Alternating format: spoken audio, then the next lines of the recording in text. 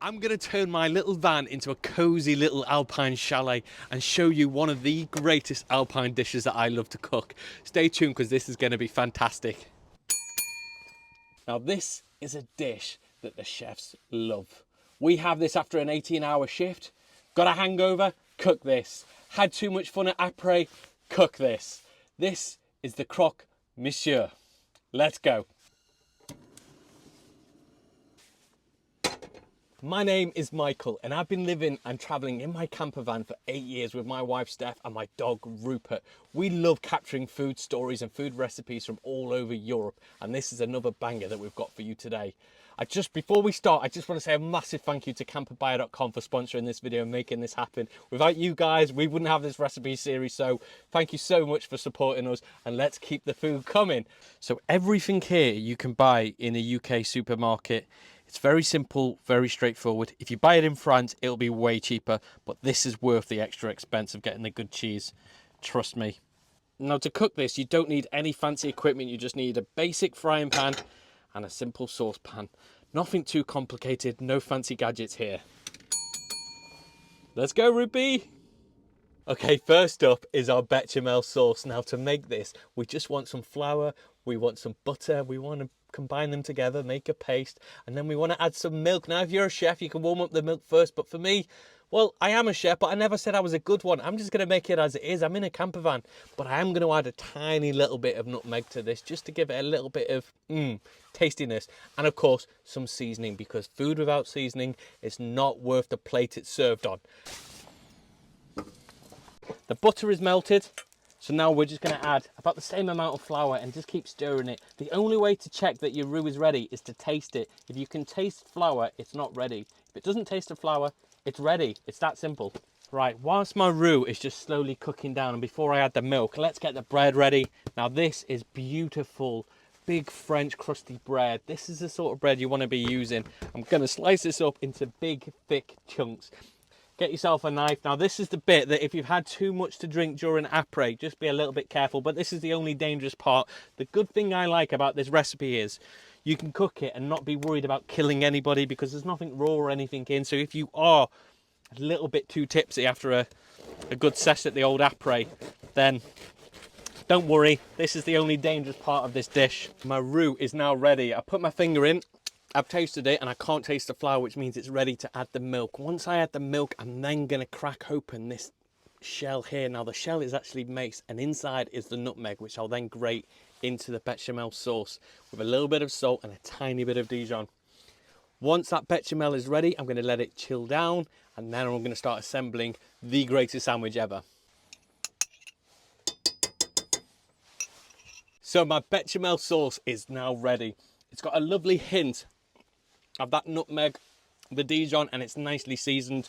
It's a bit thicker than you'd usually have a bechamel sauce, but that's because you want it almost to be gloopy, like a glue, so it holds the sandwich all together. It's now time to start making the sandwich.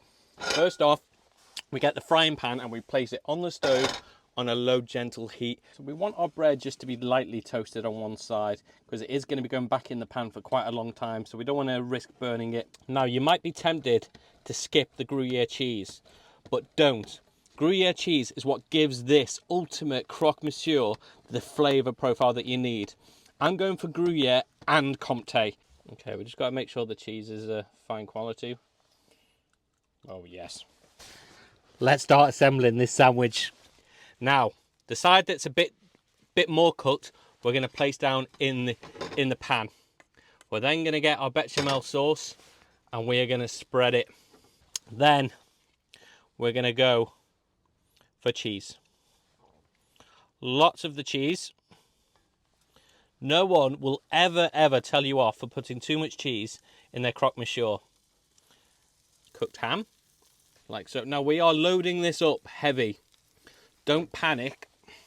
A little bit of that Dijon mustard. Just dollop that over there. Then we're going to go for some more bechamel. Like so.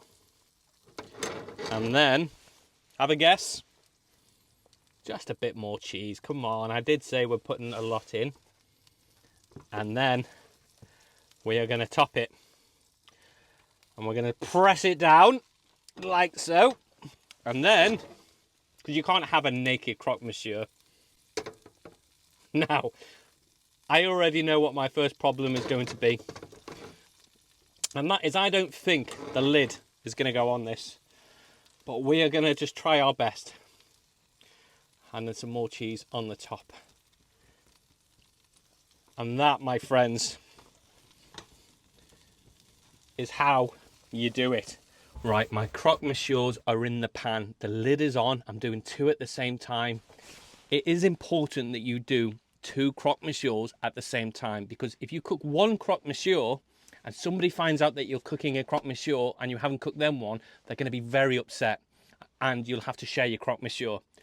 If somebody doesn't come along and you found yourself with 2 croque monsieurs, then don't be tempted to eat both, because you'll probably have a heart attack. So keep the second one, let it chill down, put it in your pocket, take it on a ski lift, have it cold. It's actually quite nice chilled, or just reheat it quickly.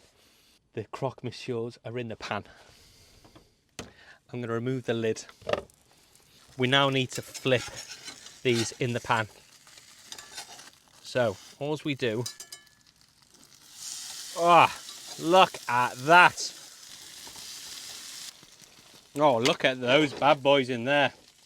You want a little bit of a higher heat here, just to make sure that it doesn't stick and it forms a nice crust. You want to work a little bit hard. If you don't want to do this step, you don't have to, but I just think it adds a little bit of more texture to the cheese on top, and it's beautiful.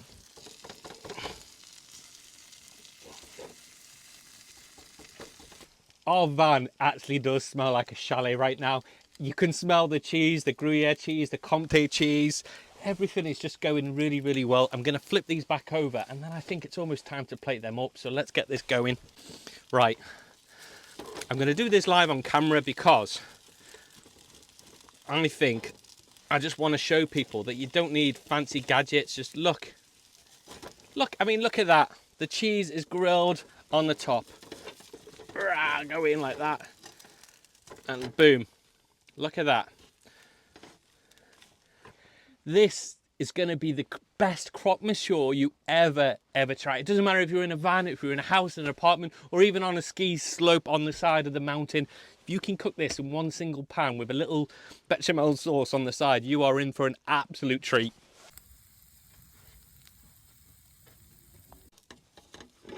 Let's plate this up.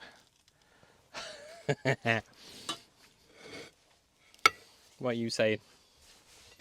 This, I'm going to cut into this now in a minute.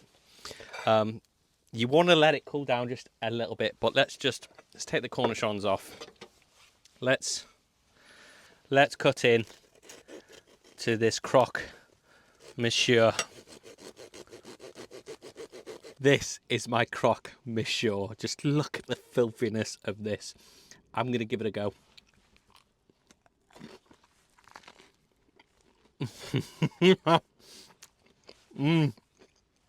That is so good.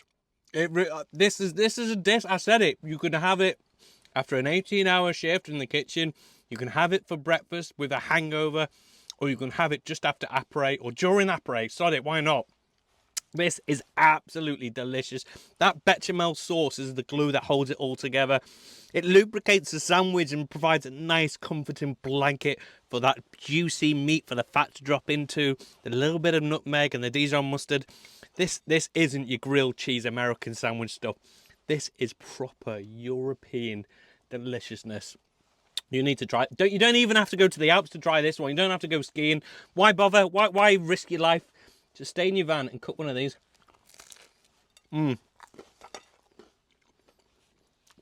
C'est bon.